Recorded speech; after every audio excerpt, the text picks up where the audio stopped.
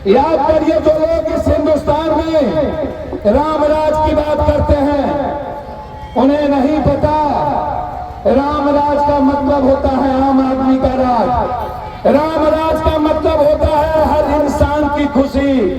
राम राज का मतलब होता है हर जाति के विचारों का सम्मान। राम राज का मतलब होता है हर मजहब और धर्म की इज्जत करना। राम राज का मतलब होता है अपनों से दूसरों की इज्जत करना। राम राज का मतलब होता है हर इंसान के लिए जीना। राम राज का मतलब होता है हर दुखी और परेशान आदमी के साथ खड़ा रहना। राम राज का मतलब होता है आर्थिक आजादी। मेरा भगवान तो आप है, मेरा राम और रहीम आप है, मेरा सूफी बुद्ध नानक वाल्मीकि आप है, मेरा कबीर आप है, मेरा कृष्ण आप है, मेरा शिव आप है। रेमडेसिविर हमने पहुंचाई, पीएम से रेमडेसिविर नहीं मिला, नरेंद्र मोदी ऑक्सीजन नहीं दे पाए। ये औकात मोदी जी की नहीं है। मोदी जी की औकात सिर्फ नफरत पैदा करने की हो सकती है, उसको ऑक्सीजन पहुंचाने की और दवाई पहुंचाने की हिम्मत नहीं हो सकती। हम हैं राम के भक्त, हम हैं रहीम के भक्त, हम हैं बुद्ध के भक्त, हम हैं बुद्धवादी, हम हैं जैनवादी, हम हैं रामवादी। और रामवादी कहता है कि गरीबों को प्रणाम करो, सबरी का पैर छुओ, वाल्मीकि की इज्जत करो, केवट को जिंदगी में संभालो, दूसरे को इज्जत करो। कृष्णवादी कहता है सुदामा से मोहब्बत करो, मीरा ने खोदा, द्रौपदी की रक्षा करो। और मैं तो कहा आज अपने नेताओं से, रावण भी राम की पूजा किए थे जीतने के लिए।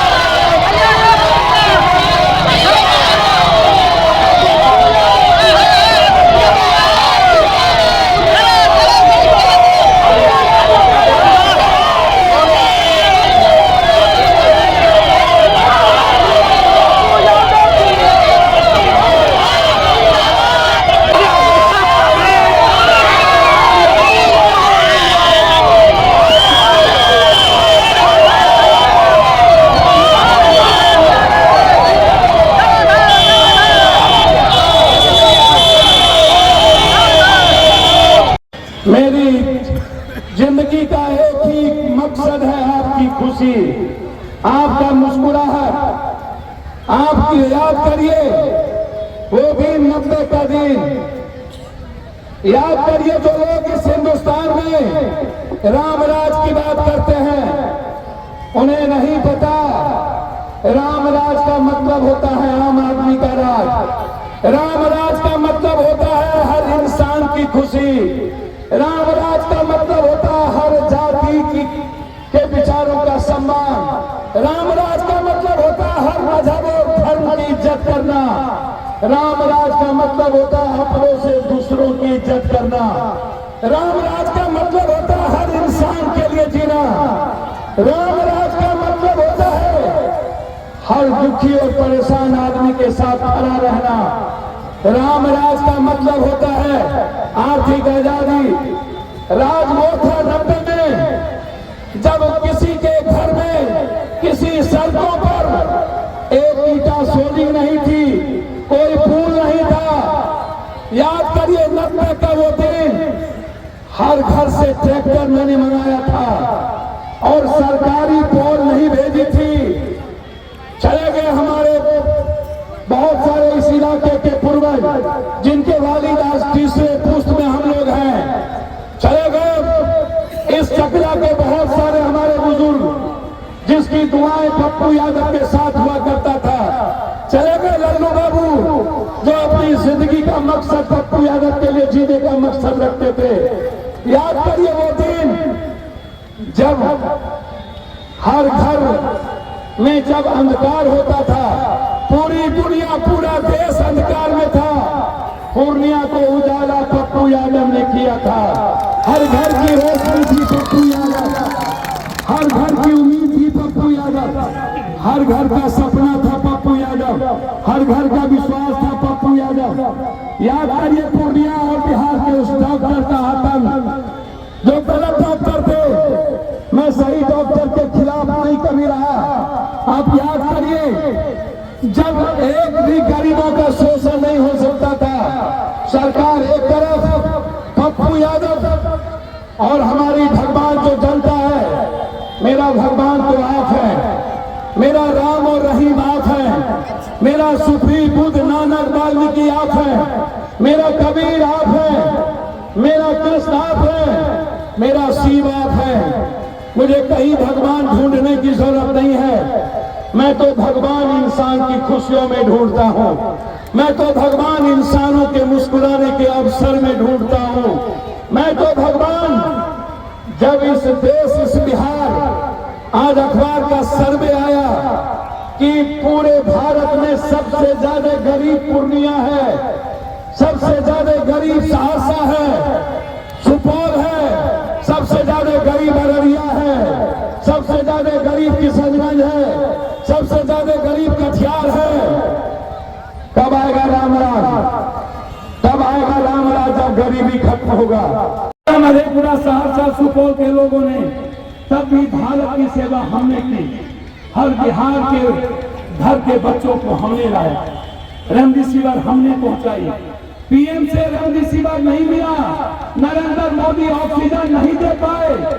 ये औकात मोदी जी की नहीं है। मोदी जी की औकात सिर्फ नफरत पैदा करने की हो सकती है, उसको ऑक्सीजन पहुंचाने की और दवाई पहुंचाने की हिम्मत नहीं हो सकती। यदि दवाई और ऑक्सीजन पहुंचाने की किसी की हिम्मत है तो वो पप्पू यादव की है। हम हैं राम के भक्त, हम हैं रहीम के भक्त, हम हैं बुद्ध के भक्त, हम हैं बुद्धवादी, हम हैं जैनवादी, हम हैं रामवादी।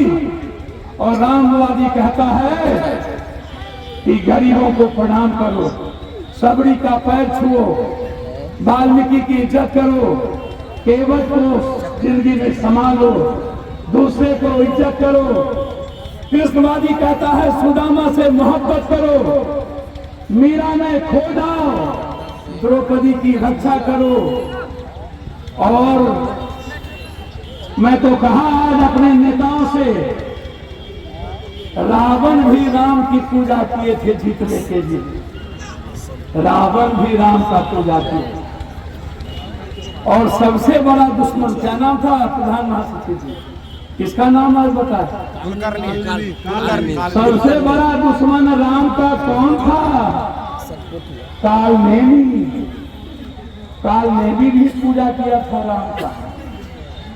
क्या ये लोग रावण है या कालनेमी है? कौन है?